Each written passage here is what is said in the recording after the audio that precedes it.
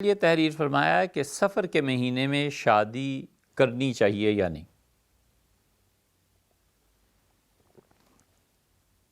محرم یا سفر کے مہینے میں دیکھیے،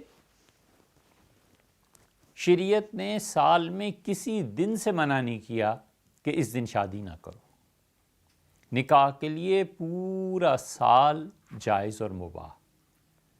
حضرت رسالت مآب صلی اللہ علیہ وسلم کے زمانے میں یہ مشہور تھا کہ شوال میں نکاح منحوس ہوتا ہے، شوال میں نکاح نہیں کرنا چاہیے، شادی کی بات بھی نہیں کرنی چاہیے چھوٹی عید کے بعد۔ ام المومنین حضرت عائشہ رضی اللہ عنہا اس بے اصل قول کو بیان فرماتی تھی اور فرماتی تھی یہ دیکھو عربوں نے یہ بات، ان کے ہاں یہ رائج ہے، اور مجھ سے زیادہ خوش نصیب کون ہوگی کہ حضور اقدس صلی اللہ علیہ وسلم کا رشتہ بھی شوال میں ہوا، میری ان کے ساتھ نسبت بھی شوال میں ہوئی، اور پھر شوال ہی میں میرا نکاح ہوا اور شوال ہی میں میری رخصتی ہوئی۔ تو کہنے کا مقصد یہ تھا کہ ہمارے نزدیک تو کوئی نحوست نہ آئی۔ اس لیے سب بے اصل باتیں ہیں، محرم، سفر، ربیع الاول، سب کے سب دن برابر ہیں، شریعت نے بالکل منع نہیں کیا۔ حضرت رسالت مآب صلی اللہ علیہ وسلم نے ام المومنین حضرت میمونہ رضی اللہ عنہا سے جو نکاح کیا تھا تو نبی کریم صلی اللہ علیہ وسلم نے حالت احرام میں یہ نکاح کیا تھا، حالانکہ 2-3 گھنٹے میں عمرہ ہو جانا تھا، اس سے بھی کم وقت میں عمرہ ہو جاتا، اور پھر احرام کی چادریں کھول دیتے، پھر رسول اللہ صلی اللہ علیہ وسلم نکاح کرتے تھے۔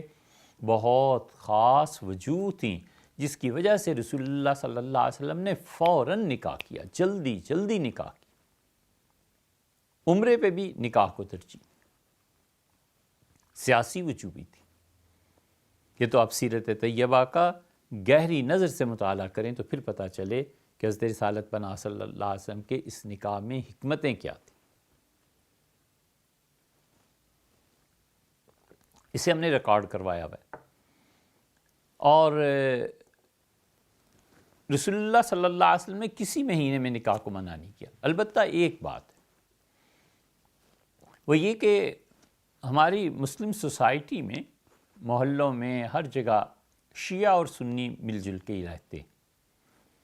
اب محرم میں نکاح کرنا اور شیعہ کو چڑھانا، یا پھر محرم میں ان کے یہاں ماتم ہے، وہ صحیح ہے غلط ہے یہ ایک الگ بات ہے، لیکن خام خواہ دوسروں کا مذاق اڑانا، خام خواہ لوگوں میں ایک نفرت پھیلانا، یہ چیز درست نہیں ہے۔ جہاں تک ہو سکے دوسروں کے جذبات کی رعایت ضروری ہے، ایک دوسرے کے ساتھ تعلقات کا نباہ ہونا چاہیے، کوئی ایسی حرکت نہیں کرنی چاہیے جس سے فرقہ واریت میں، لڑائی میں اور آپس کے تعلقات میں دوری پیدا ہوتی ہو، نہیں کرنا چاہیے۔ یہ بھی صرف اس لیے ہے کہ ہمارے معاشرے اور ماحول ایسا بن گیا، باقی اس سے زیادہ اس کی کوئی حیثیت نہیں ہے۔ فرض کر لیجئے کبھی کسی جگہ پر یہ بات ہوئی نہ، پورے شہر میں ایسے نہ ہو، اور کوئی تعزیت اور ماتم کا کوئی مسئلہ ہی نہ ہو، تو پھر وہ کرے، اس کو کس نے روکا ہے؟ بنیادی طور پر یہی وجہ ہے کہ اسپین میں مسلمان جمعے کا جو خطبہ پڑھتے تھے اور جو خطبہ بغداد اور کوفہ اور عراق میں پڑھا جاتا تھا، یہ بڑا مختلف تھا۔ اس پہ ہم نے ایک جگہ تفصیل سے بحث کی ہے۔